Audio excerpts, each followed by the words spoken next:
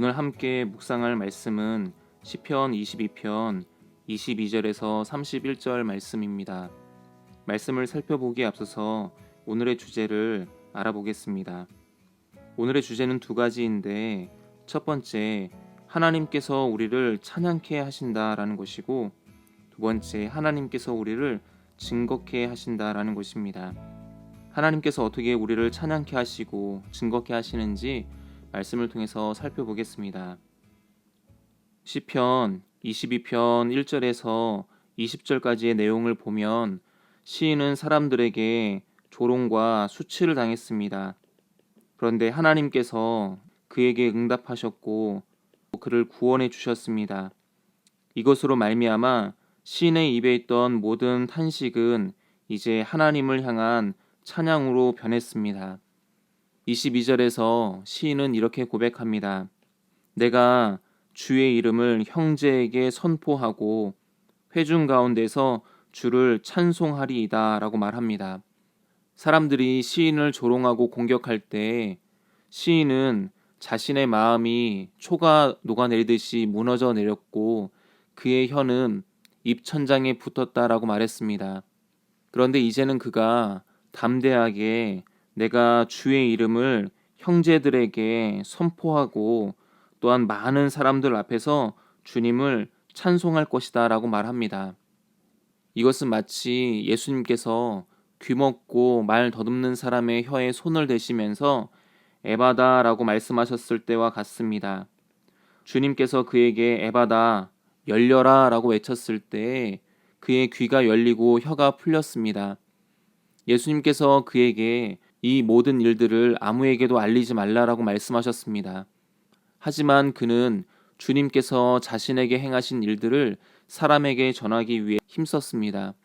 이처럼 시인도 하나님께서 베푸신 은혜를 전하지 않고는 자신이 견딜 수 없다라고 말합니다.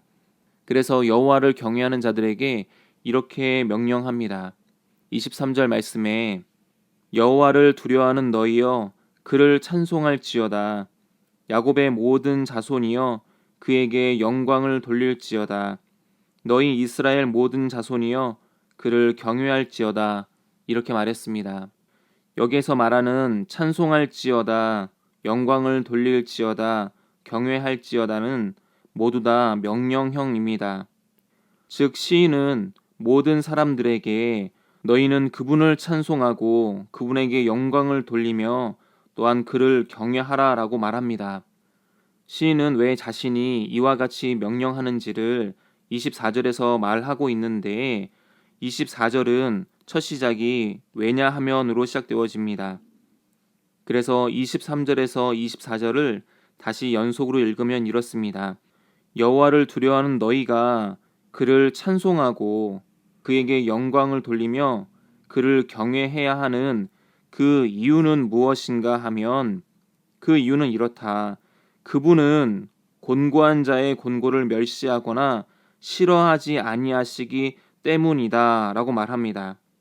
여기서 곤고하다라는 것은 불쌍한 자 그리고 억압당하는 사람을 말하는데 그들이 고통과 어려움과 고난을 당할 때 하나님께서는 그들이 곤고하다라는 그 이유로 그들을 멸시하지 아니하십니다. 또한 그들이 연약하다라는 이유로 하나님께서 그들을 싫어하시지도 않습니다. 오히려 하나님은 어떤 하나님이신가? 하나님은 그분의 얼굴을 그에게서 숨기지 아니하시고 울부짖을 때 그 모든 것을 들으시는 하나님이다라고 말합니다. 이처럼 하나님은 우리의 탄식을 찬양으로 변화시켜 주시고 우리의 슬픔을 기쁨으로 바꿔주십니다. 시인이 이와 같이 자기의 마음 가운데 있었던 탄식을 찬양으로 바꿔주시고 또 슬픔을 기쁨으로 바꿔주시는 그 하나님을 찬양했던 것처럼 우리가 하나님을 찬양할 수 있는 이유는 하나님께서 우리를 찬양하도록 변화시켜 주시기 때문에 그렇습니다. 묵상을 위한 질문을 드리겠습니다. 삶의 기쁨과 즐거움을 우리는 어디에서 찾고 있습니까? 내 마음에 있는 슬픔과 우울함을 주님께서 기쁨으로 변화시켜 주실 것을 기대하고 있습니까? 이제 두 번째 주제인 하나님이 우리를 증거케 하신다라는 것을 살펴보겠습니다. 시인은 어려움을 당할 때 하나님께서 자신을 구원해 주시면 사람들 앞에서 하나님께서 행하신 일들을 노래하겠다라고 서원했었습니다. 그리고 이제 그 약속을 자신이 지키겠다라고 말합니다. 25절에 큰 회중 가운데에서 나의 찬송은 주께로부터 온 것이니 주를 경외하는 자 앞에서 나의 서원을 갚으리이다 라고 말합니다.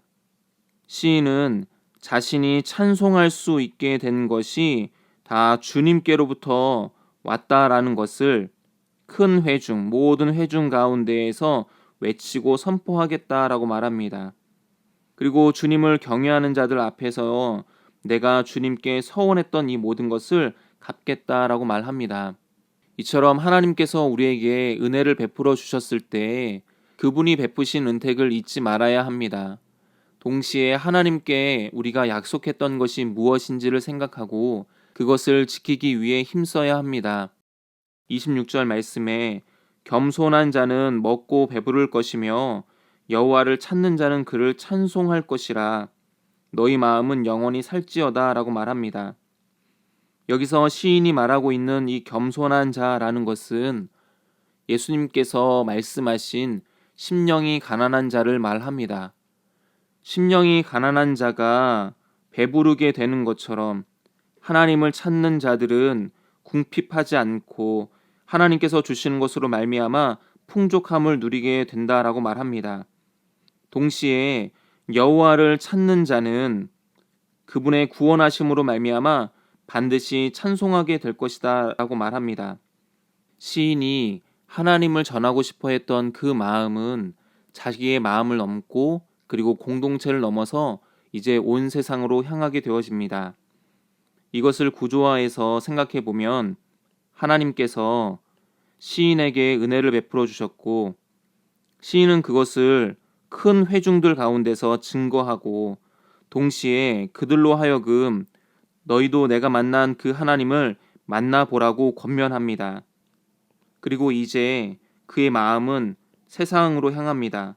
세상에 있는 모든 사람들이 나에게 베풀어 주신 그 은혜의 하나님을 다 만날 수 있기를 그는 원하고 있습니다. 그래서 27절에서 땅의 모든 끝이 여호와를 기억하고 돌아오며 모든 나라의 모든 족속이 주님 앞에서 예배하게 될 것이다 라고 말합니다. 그가 땅의 모든 끝이 여호와를 기억하고 돌아오고 또한 모든 나라의 모든 족속이 주님 앞에서 예배하게 될 것을 이야기하는 그 이유가 무엇인가 하면 시인은 그 앞에 왜냐하면이라고 말하면서 나라는 여호와의 것이고 그리고 여호와는 모든 나라의 주님이시기 때문이다 라고 말합니다. 시인은 여호와께서 모든 나라의 주제이시기 때문에 마땅히 그분 앞에서 모든 민족이 주님을 예배해야 한다라고 말합니다. 그리고 부유한 자들로부터 가난한 자에 이르기까지 모두 다 주님을 예배하게 될 것이다 라고 말합니다. 29절에서 세상의 모든 풍성한 자가 여기서 풍성한 자라는 것은 부유한 사람들을 이야기하는데 이 풍성한 자들도 하나님을 경배하게 될 것이고 진토 속으로 내려가는 자, 이 사람들은 어떤 사람들인가 하면 자기 영혼을 살리지 못할 자, 즉 가난하고 억압당하는 그런 사람들인데 그들도 하나님 앞에서 절하게 될 것이다 라고 말합니다. 또한 후손이 그분을 섬기게 되고 대대의 주님을 전하게 될 것이며 와서 그의 공의를 태어날 백성에게 전하고 주께서 이를 행하셨다라고 증거하게 될 것이다 라고 말합니다. 이처럼 시인은 하나님께서 자신에게 베푸신 그 은혜가 온 세상에 전해지고 또한 모든 사람들에게 증거되어지기를 원했습니다. 하나님께서 우리에게 은혜를 베푸시는 이유도 마찬가지입니다.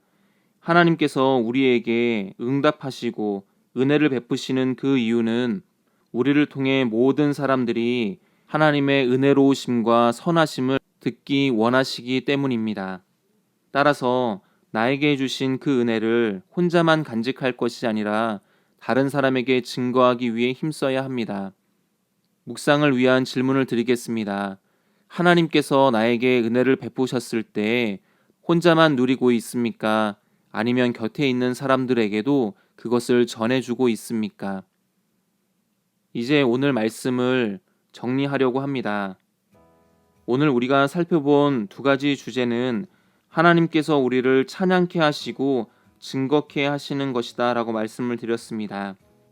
시인은 회중들 앞에서 하나님을 찬양했는데 우리는 어디에서 하나님을 찬양하고 있습니까? 또한 시인은 모든 사람들 앞에서 하나님을 증거하길 원한다라고 했는데 우리는 어디에서 증거하고 있습니까? 우리를 통해 하나님께서 날마다 찬양을 받으시고 또한 우리를 통해 우리 주변에 있는 모든 사람들이 복음을 듣게 되어지기를 주님의 이름으로 축원을 드리겠습니다. 감사합니다.